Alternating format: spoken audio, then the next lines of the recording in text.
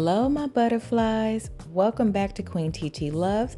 Don't forget to like, comment, and subscribe, and share this video with everyone, especially your parents, and parents share it with your kids.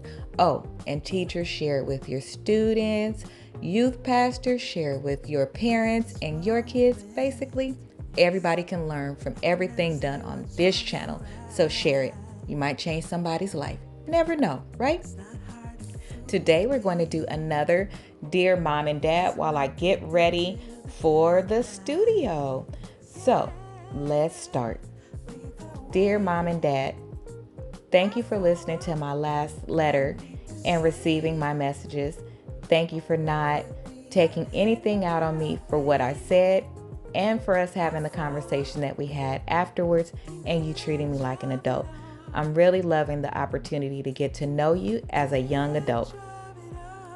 Dear Mom and Dad, when you get mad at me, can you still treat me like you love me?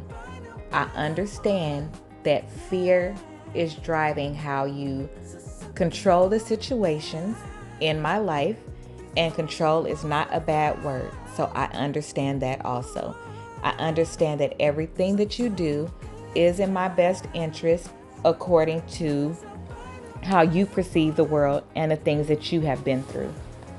But for that one, dear Mom and Dad, can we also schedule the gardener for another day so it's not in the background when Queen Titi is trying to record? Brief intermission. Sorry about that, Mom and Dad. Okay, so where did I leave off? Oh yeah, I understand that the things that you're doing are in the best interest of me. However, fear can't control everything. So while you're utilizing your experiences, your wisdom, and the things that you've seen others go through, can we also always consider me as a person?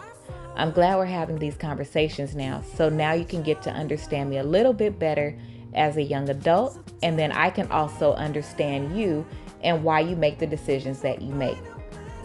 At this point, we should be at a better space in our relationship. At this point, you'll have to kind of understand, and I know we're not supposed to say have to in our type of family, but you know what I mean. At this point, you have to start understanding that just telling me to do something, I have questions. I have questions because I can see I have my own perception of things that you are using to make your decision. And I'd like for you to hear how I feel about things so you can understand better why I may make some of the choices that I make and do some of the things that I do. I know that you think they don't make sense, but guess what? I don't think some of the things that you and Dad do, they don't make sense either. And I heard you that one time tell each other that it just didn't make sense what you did, but you didn't come back and apologize to me. That's okay. I forgive you. You will one day. Moving forward, I know that things will be better. So like I said, I know you don't think that I understand or what things that I do don't make sense to you, but that's vice versa. So let's work on some of those things. When something doesn't make sense, let's make a promise that going forward, if something doesn't make sense, we're going to ask questions. And we're going to bring it to the table or wherever our safe space is. And within that safe space, I get to ask whatever question I want, and you get to ask whatever question you want too.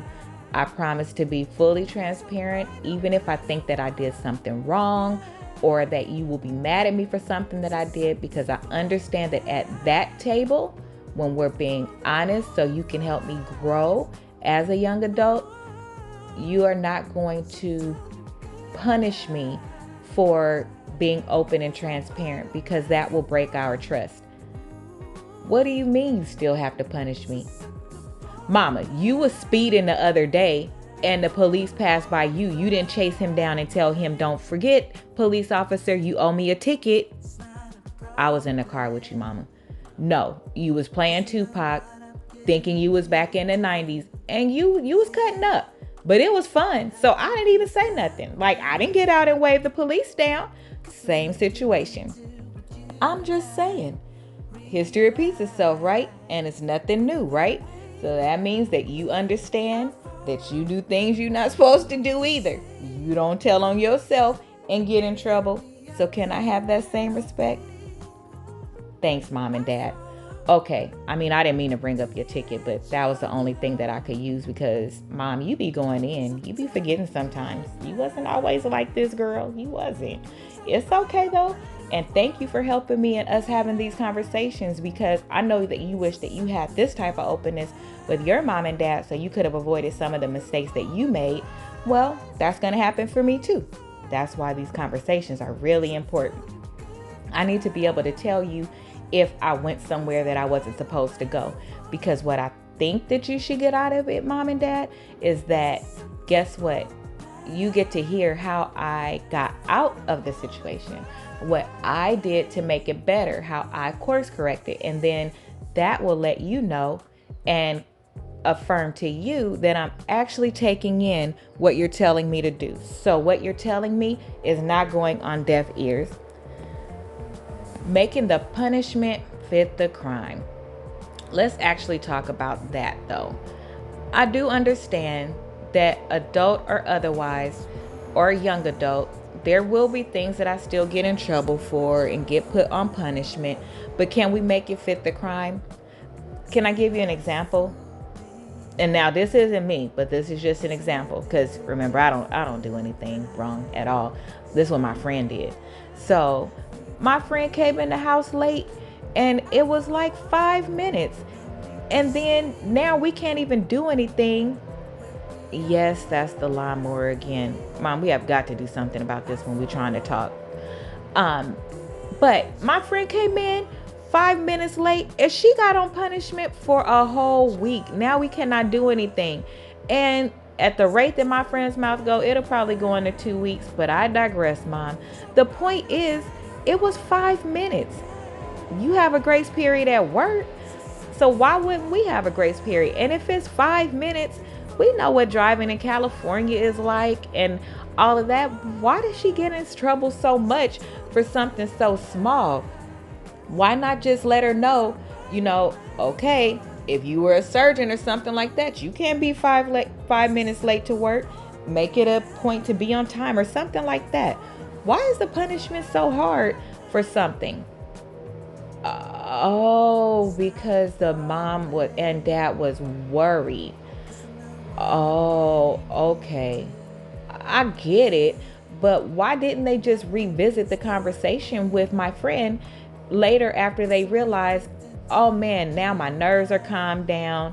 It was 5 minutes and I understand, but let me go back and talk to my daughter and tell her, fear drove the decision, and have a conversation with her because right now she thinks they don't care about her because they're always trying to keep her in the house and they don't want her to live a nice life or have friends or build relationships. My friend is really impacted by what happened. And then she was thinking of like some of the stories that she heard that her mom did when she was younger from like her aunts and stuff. So she's like, Mom, 5 minutes late, you and Dad went ham a whole week.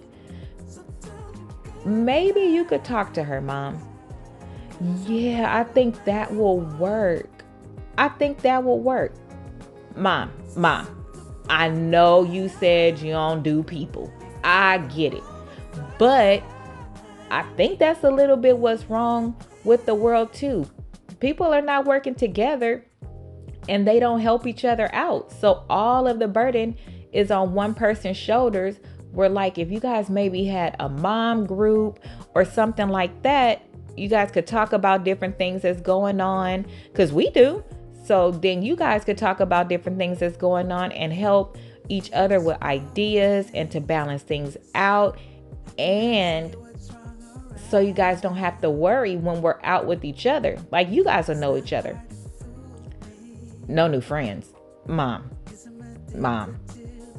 it's for a reason. No, I know Dad talks too much. I get it. But maybe you and Dad could balance each other out too. Because Mom, you have to help my friend. My friend needs to get some advice to her mom to help her out. and the people around her are the same way. So they agree with what her mom is doing. Oh, you'll help? Okay, maybe, oh, I got it. Maybe I will ask my friend to ask her mom to go to lunch with us, and then I'll just bring up the conversation. But I'll say it respectfully. Let's talk about next time how to say things respectfully. We'll practice it before we go in, because me and you are a team, Mom. Oh, okay. No, we're not going to offend them. No, Mom. Her mom's not like that. Why would it offend her if you're trying to help? Oh, people are sensitive about their kids. But Mom, you told me it takes a village.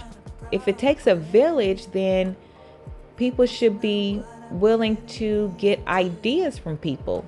Not that somebody is telling you what to do. Well, we're going to try it out. It's all in how you say it. Never hurts to try. We can't always be complaining about things without having a solution to try. Yeah, I know. Well, we're going to work on it. Because look, Mom, I need to make sure that, or I'm trying to make sure that when my turn comes and I mess up, I don't want my punishment to be out of balance with what the actual incident was.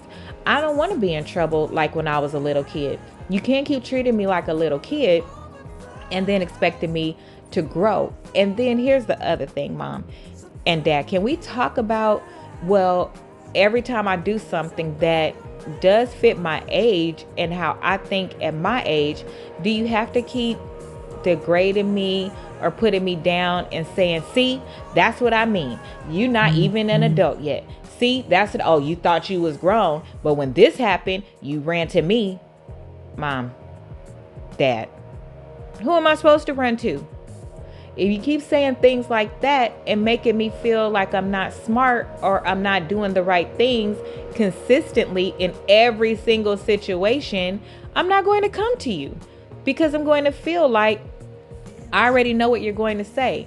Because you usually, when you get mad about something like that, you don't treat me like your daughter anymore. You kind of treat me like just a person on the street, or that's what it feels like. It feels like you're treating me like a person on the street, or like you just don't care, or like you're throwing me away, or you're going to consistently beat me down and judge me for every single little thing. Something as small as that to you, it's a big deal to me, because I'm trying to make you proud. I'm trying to make good decisions. I know all of my decisions are not good. I know that sometimes I even make the decision knowing it's not good, because I know, well, I just want to hang out just a little bit longer. And I know if I call my mom, she's not going to let me. So I'll take that punishment. Disrespectful. Huh? Mom, but this table is safe. Dad, give Mom. This table is safe, remember? I know I should not do it. I'm just confessing that I do. So I know that I'm not right all the time. I know it wasn't an accident. I know I did it on purpose. I know. But grown-ups do it too. Let's just be clear. Grown-ups do it too. Should we bring up that speeding thing again? You knew what the speed limit was, Mom. But you did it anyway. I know. Do what you do, say, and not what you say, did, done. I get it. It's clear as mud. Well, I'm still going to make mistakes, and I still want you to support me, and I want you to support me in a way that is not counterproductive. You talking to me like that makes me feel like a baby, not like somebody who is actually appreciative of parents that I can talk to and come to with everything, and then they will help me with a solution. I'm not expecting it to be all business appropriate and politically correct. I know that, and I know that you're gonna be mad sometimes, but I'm just saying, I think that it's becoming a consistent that you respond to me that way, especially in front of people. Like the littlest thing that you, well, not littlest, because I have to also not think that things are so small, because I don't understand why it's so big to you. But the things that are addressed in front of other people, especially when you say the things that you say, it's almost like you're trying to confirm that, whew, I'm having a rough time with this one. It's just too much. Mom, Dad, I'm not too much. I'm not too much. I'm just you. Yep, I'm you, or I'm my TT, or whoever you see in me when I'm doing that thing. I know that too. I know it. Sometimes I know it when I do it. It tickles me pink. But what doesn't tickle me pink is when you talk to me like that all the time. I know my mouth could get smart. I know, but I will be honest. I know when I do it sometimes, but sometimes I'm just passionate about something, or I don't mean to say it that way. And so, maybe we could have a code word, something like that, where you, or heck, on Players Club, the guy slammed the dude's head on the hood, remember, and said, watch your tone and keep your hands on the hood. Maybe we could do something like that, Mom. No, Dad, I don't think you should say that to me unless it's just us. I don't know, how people are, they crazy. But maybe we could say something like that. Start using movie famous lines in movies to interact with each other. That way, number one, it will stick and I will think about it. And number two, maybe it will calm down the situation, like diffuse it. And that could just be our thing. We don't have to do what everybody else does. We can figure out what our thing is. Like how when I make you mad and I know I'm making you mad and I come and dance or be silly around you. You can still be silly around me too, Mom and Dad, right? Because we're building our relationship as being able to talk young adult to adult. So you don't have to be stern Mom and Dad with the super cape on. You can actually start to be just yourself now, or at least around me. I know if my siblings are younger, everything's not about me. You can't just do it all the time. And, we might have to fake in front of the kids. Yes, the kids. I'm a young adult now, remember? I'm just saying, we could build our relationship however we want. And it doesn't matter if it makes sense to other people or what other people will think, because as long as the end goal is met. Yeah, I hear you say end goal all the time when you're wrapping up a meeting. So I couldn't wait to use that. I couldn't wait to use that. Did I use it right? Okay. I couldn't wait to use that. As long as the end goal is met, then who cares what anybody else has to say? Nobody else should be telling us how to build our relationship. They're probably not even doing it themselves. Maybe if people see us doing it too, maybe they'll start to do some of the things that we're doing. These days especially, it's really important for the parent to meet the kid where they are too, because let's just face it, Mom, we're dealing with a lot. My head hurts. It's too much. Even the things that I'm not involved with, seeing people around me go through it sometimes drains my energy, and it gets me in such a mood. And I've been trying to work on that too.